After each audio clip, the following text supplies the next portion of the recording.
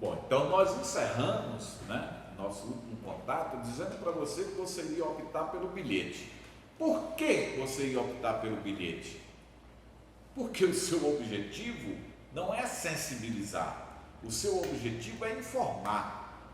Quem faz literatura, né, pretende sensibilizar alguém esteticamente falando. E quem quer informar não pretende sensibilizar.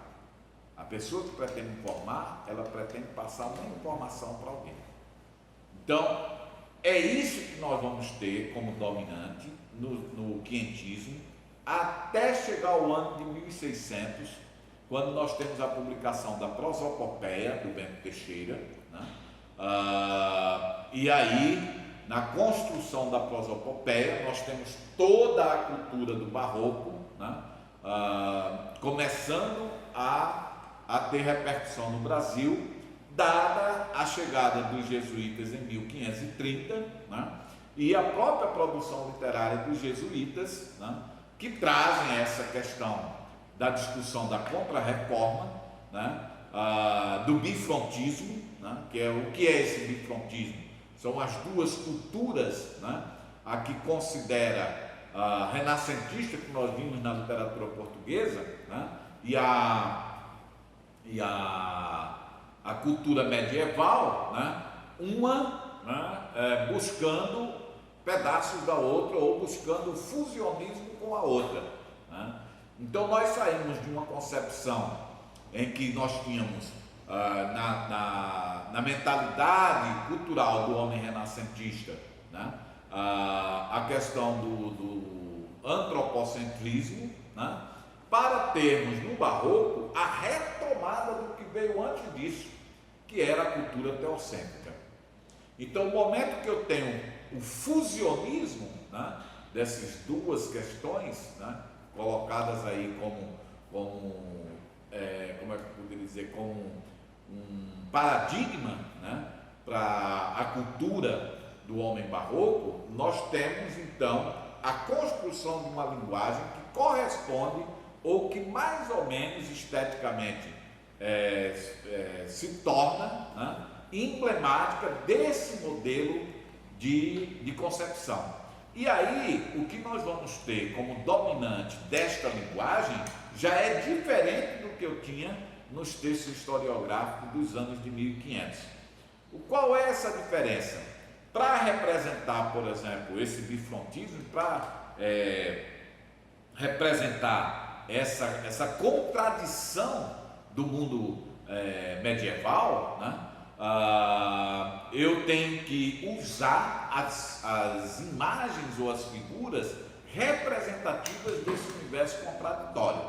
E aí eu tenho como dominante desta linguagem ou dessas estruturas, né? Eu tenho o mundo, né, da linguagem do paradoxo, né, do hipérbato, né, dessas contradições, ou do espelho dessas contradições no próprio universo da linguagem. Então, a antítese, o paradoxo, o oxímoro, né, a inversão, o hipérbato, né, todas essas figuras que trabalham com o contraditório vão estar ali, digamos assim, apresentando, né, a contradição da cultura do homem medieval. E aí, é claro que isso não acontece assim de uma hora para outra. Então, por exemplo, na cultura clássica, né, um bom exemplo que eu poderia dar para vocês de uma transição, digamos assim, para o mundo do barroco, por exemplo, é o elemento contraditório que nós temos no famosíssimo poema de Camões, que eu já trabalhei com vocês em literatura portuguesa, né? Amor é, né? Então, quando a gente pensa o o ser, o conceitual, a gente pensa uma definição clara, objetiva, que não tenha o contraditório no meio. Mas é claro que, como o Camões pega, né, o amor para criar uma definição, é lógico que os contraditórios vão aparecer do começo ao fim. E aí você tem o oxímoro. Por quê? Porque o oxímoro é uma sequência de contradições estabelecidas ou no plano da linguagem objetiva ou no plano da linguagem subjetiva. Neste caso, você pode identificar em cada um dos versos. Amor é fogo que arde sem se ver.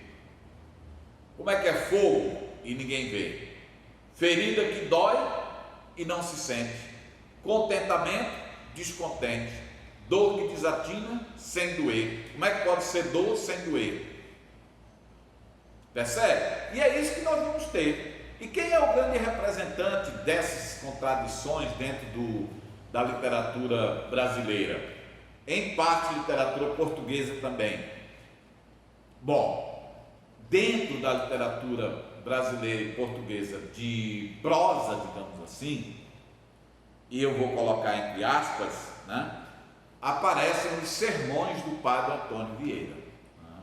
Bom, aí você vai me dizer, professor, mas sermão na essência é literário? Não.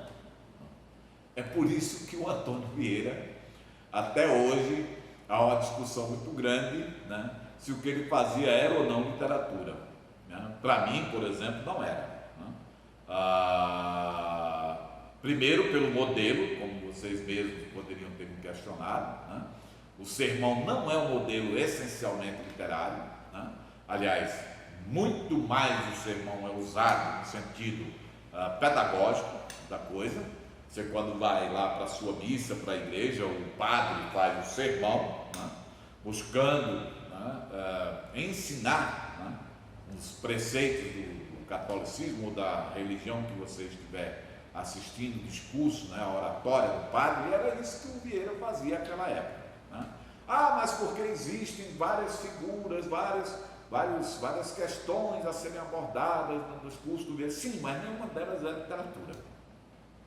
O fato de um texto ser repleto de imagens, de figuras, não caracteriza esse texto como texto literário, né? Existe inclusive a questão da tendência, né, de quem criou esse texto, qual a funcionalidade dele. Por exemplo, se ele tiver funcionalidade, e nesse caso tem, que é educar, né, ele não é literatura, porque a literatura não tem função. A única função da literatura, ela é estética. E aí nós entramos num outro patamar, né, que é o porquê que o Gregório de Matos Guerra é literata. Bom, simples. O Gregório de Matos Guerra faz poesia. A estrutura, né, do discurso do Gregório de Matos Guerra é essencialmente literária, porque poesia é essencialmente literatura.